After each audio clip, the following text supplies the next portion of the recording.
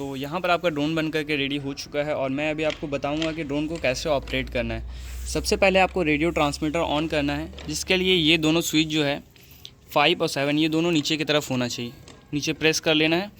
उसके बाद फिर आपको रेडियो ट्रांसमीटर को ऑन करना है। यहाँ पर पावर बटन है, इसको प्रेस करके रखना है थोड़ा देर के लिए। रेडियो ऑन हो जाएगा और यहाँ पर ग्रीन LED आने लगेगा। ये आपका बैटरी वोल्टेज भी बताता है। उसके बाद आपको ड्रोन पे बैटरी प्लग करना है। जब आपको ड्रोन रिसीव होगा तो ये प्रोपेलर रिमूव किया हुआ रहेगा, एंटीना रिमूव किया हुआ रहेगा। तो एंटीना को टाइट करना है और प्रोपेलर को लगाना है। प्रोपेलर पे नंबरिंग लिखा हुआ रहेगा, जैसे इस पे लिखा हुआ है 1 आर्म पे, तो प्रोपेलर पे भी 1 लिखा हुआ रहेगा। तो 1 को 1 के साथ, 2 को 2 के साथ लगाना है और अच्छे से टाइट कर लेना है। बैटरी स्ट्रैप से बैटरी को स्ट्रैप करना है टाइटली। ध्यान देना है कि बैलेंस लीड या XT60 प्रोपेलर पे टच ना हो। उसके बाद बैटरी प्लग करेंगे। बैटरी प्लग होने के बाद आपको थोड़ा सा वेट करना होगा, क्योंकि इस वाले ड्रोन में GPS लगा हुआ है पोजीशन होल्ड के लिए। तो जब तक GPS सैटेलाइट के साथ कनेक्ट नहीं होता है तो ड्रोन आर्म नहीं होगा। तब तक मैं आपको फ़्लाइट मोड्स के बारे में बता देता हूँ। ये जो आपका स्विच है 7 नंबर वाला, इसको जब आप ऊपर करते हैं तो ड्रोन आर्म होता है। लेकिन जब भी आप ड्रोन आर्म करेंगे तो आपको थ्रॉटल को बिल्कुल डाउन पकड़ करके रखना होगा, तब जैसे ही आप ऊपर करेंगे ड्रोन आर्म होगा। अभी आर्म इसलिए नहीं हो रहा है क्योंकि सैटेलाइट जो है वो GPS जो है सैटेलाइट के साथ कनेक्टेड नहीं है।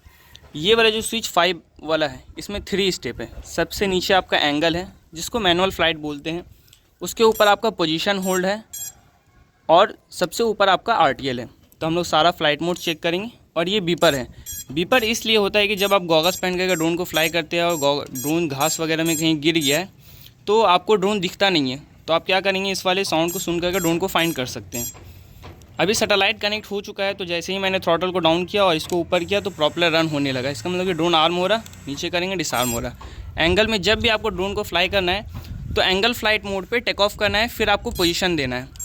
एंगल में क्या होता है कि आप जैसे जैसे थ्रॉटल छोड़ते हैं वैसे वैसे ड्रोन फ्लाई होना स्टार्ट हो जाता है। तो आपको थ्रॉटल को ऐसे पकड़ करके रखना पड़ता है। ऐसा नहीं आप ड्रोन आर्म किया और थ्रॉटल छोड़ दिए तो ड्रोन बिल्कुल ही ऊपर जाने लगेगा।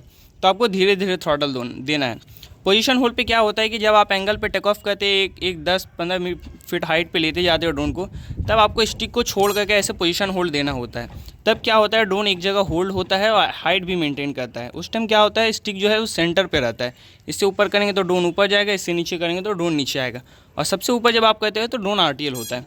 तो अभी हम लोग एंगल पे टेक ऑफ करेंगे और उसके बाद फिर इसको पोजीशन होल्ड डाल करके थोड़ा दूर भेजेंगे, फिर RTL करेंगे।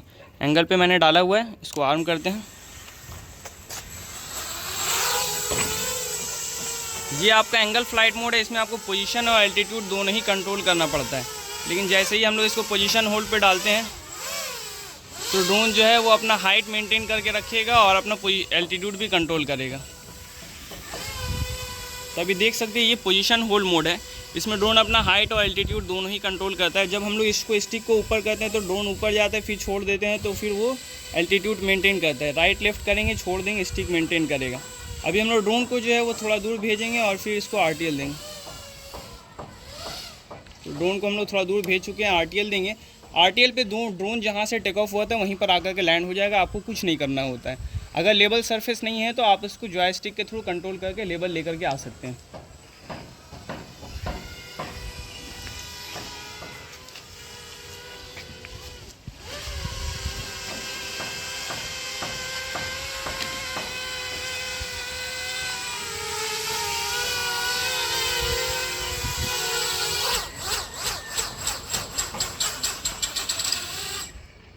प्रॉप ऑफ होने के बाद दोबारा आर्म करने के लिए इसको डाउन करना है एंगल मोड पे, थ्रॉटल डाउन, फिर आर्मिंग। और जब भी ड्रोन लैंड होगा तो तुरंत ड्रोन को डिसआर्म कर देना है, वरना ड्रोन जंप करेगा। और ये यहाँ पर गॉगल्स में मैं आपको ड्रोन का फुटेज दिखला रहा हूँ।